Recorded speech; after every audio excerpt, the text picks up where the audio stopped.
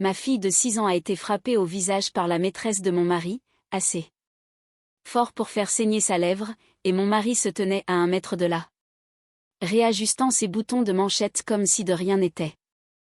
Ce soir-là, lors d'un gala privé réunissant quelques-unes des plus grandes fortunes du pays, cette même petite fille allait courir en pleurs dans les bras d'un inconnu pour l'appeler grand-père.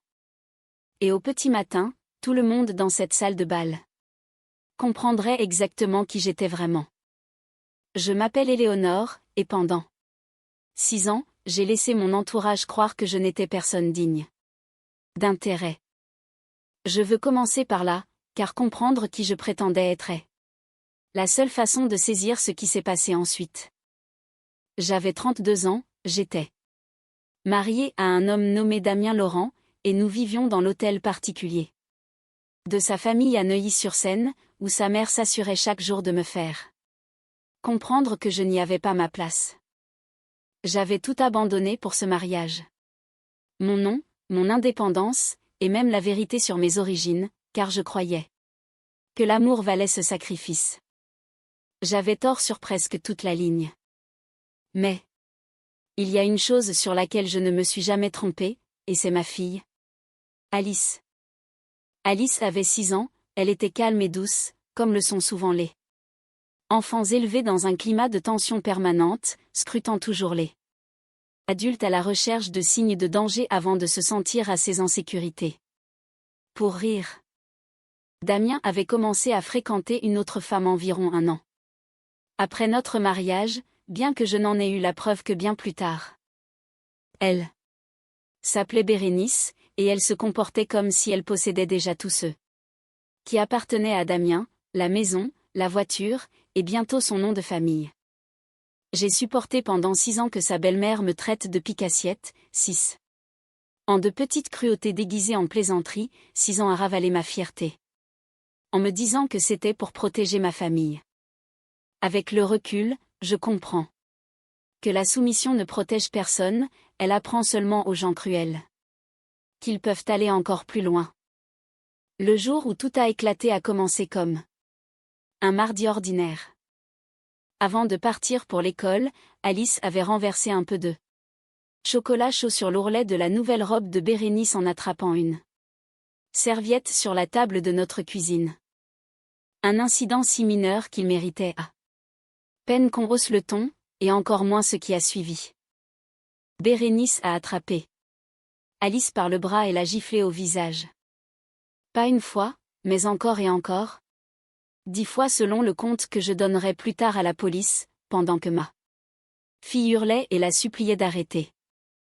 J'ai couru dans la cuisine au moment même où le dernier coup tombait, et je n'oublierai jamais la vision de ma petite fille sur le carrelage, du sang sur la lèvre, son petit corps tremblant d'une peur qu'aucun enfant ne devrait jamais connaître. Damien s'est tenu dans l'encadrement de la porte pendant tout ce temps. Il n'a pas bougé. Il n'a pas parlé. Il a simplement regardé. Et quand j'ai fini par lever les yeux vers lui, son seul commentaire a été de dire que j'avais élevé une fille qui ne savait pas se tenir.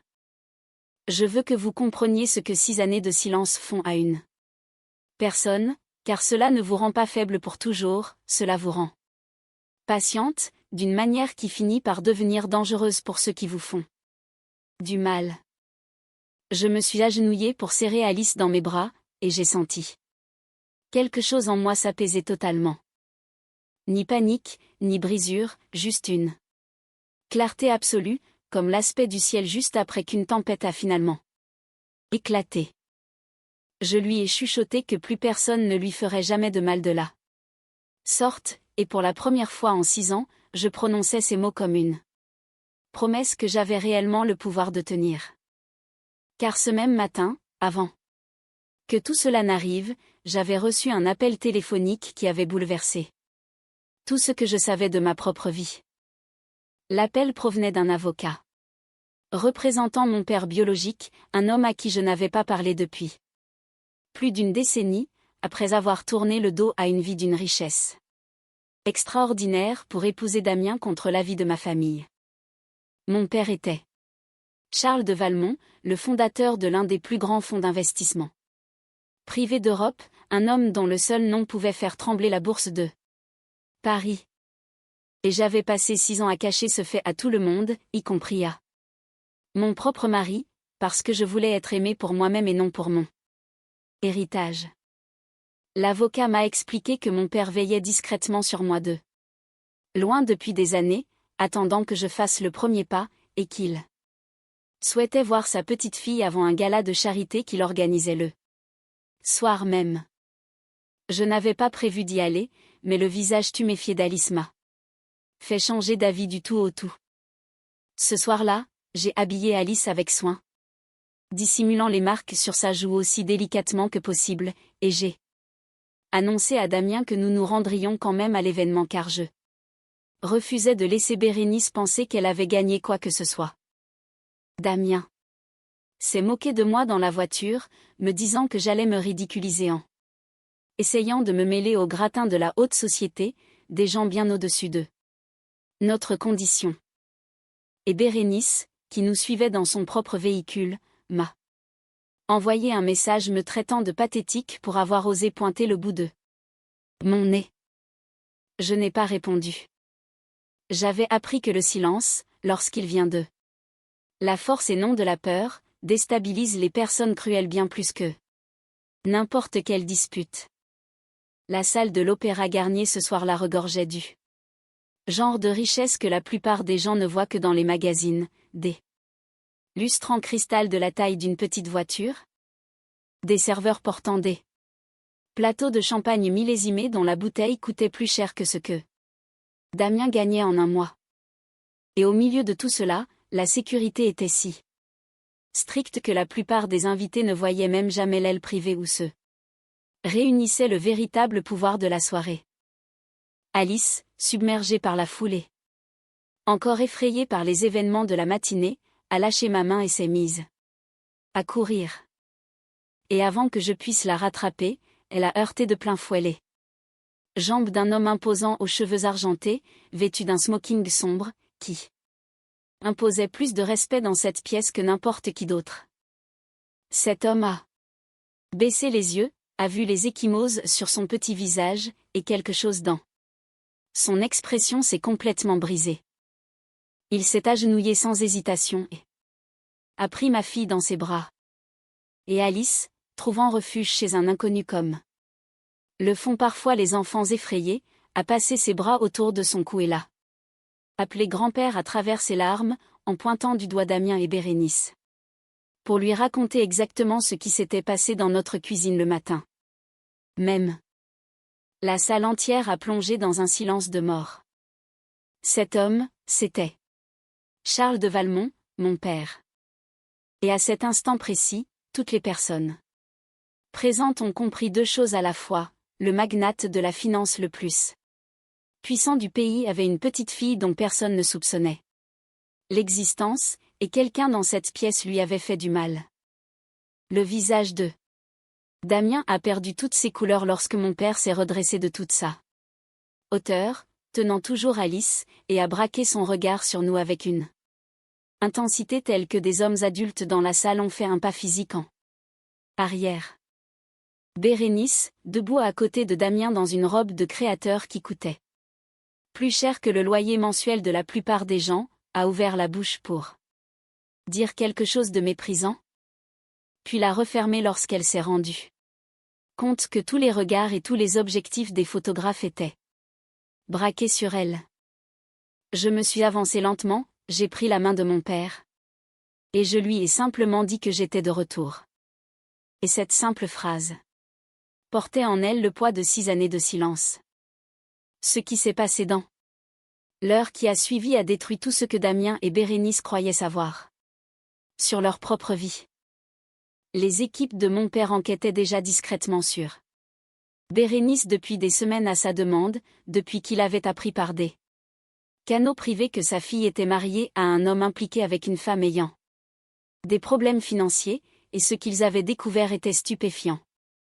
Bérénice croulait sous les dettes à cause d'emprunts contractés sous de faux prétextes, elle avait falsifié des documents pour obtenir des lignes de crédit. sur le dos du petit cabinet de conseil de Damien. Et s'était lentement servi.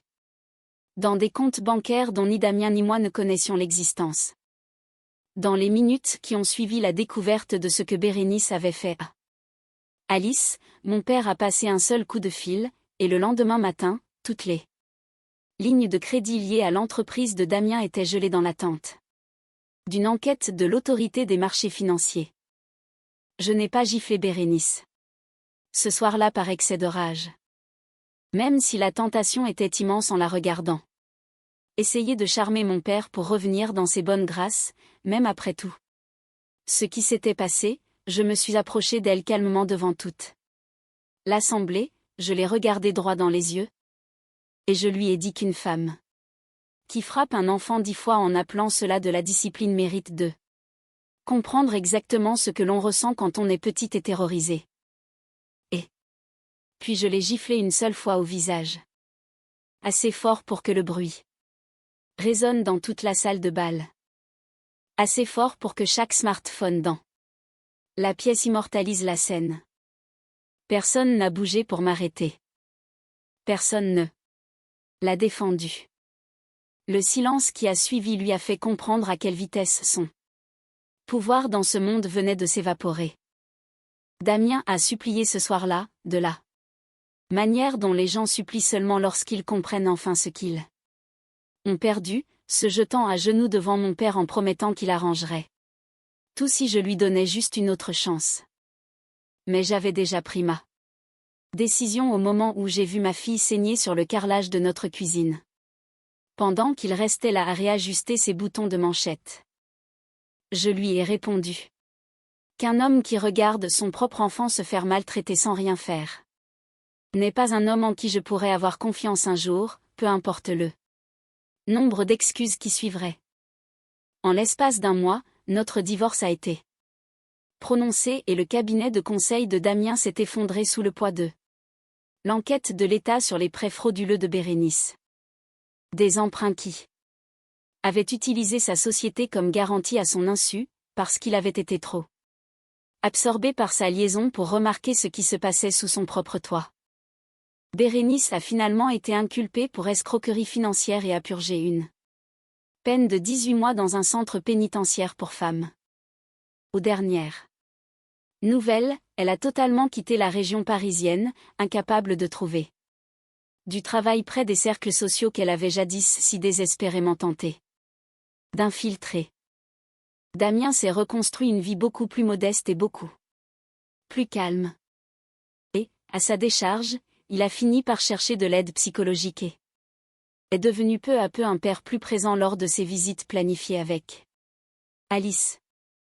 Bien que la confiance entre nous en tant que parents ait mis des années à se reconstruire pour devenir fonctionnel, je n'ai rien fait de tout cela par vengeance. Peu importe à quel point cette gifle a été satisfaisante sur le moment, je l'ai fait parce qu'à l'instant où quelqu'un fait du mal à votre enfant sous vos yeux et que la personne censée la protéger ne fait rien, vous arrêtez de demander la permission de devenir la personne dont votre famille a réellement besoin. Alice a 12 ans aujourd'hui, et son rire ne s'accompagne plus de ce mouvement de recul qu'elle avait quand une main bougeait trop vite près d'elle. Elle passe ses vacances d'été avec mon père, qui la gâte d'une manière que j'essaie doucement de canaliser, le plus souvent en vain. Elle a grandi pour devenir une enfant confiante et bienveillante qui sait, sans l'ombre d'un doute, qu'elle est aimée et protégée. Je dirige aujourd'hui une petite branche de la fondation de mon père, entièrement consacrée au soutien des mères et des enfants fuyant des foyers dangereux. Car je comprends mieux que quiconque ce qu'il en coûte de rester silencieuse pendant 6 ans et ce que l'on ressent quand on décide enfin d'y mettre un terme. Si cette histoire vous a touché, n'hésitez pas à la partager avec quelqu'un qui a besoin qu'on lui rappelle qu'il n'est jamais trop tard pour protéger ceux qu'on aime. Et assurez-vous de vous abonner à Histoire de vengeance pour découvrir d'autres récits vrais sur le courage, la justice, et la force qu'il faut pour dire enfin ça suffit. Merci d'être resté avec moi jusqu'à la fin.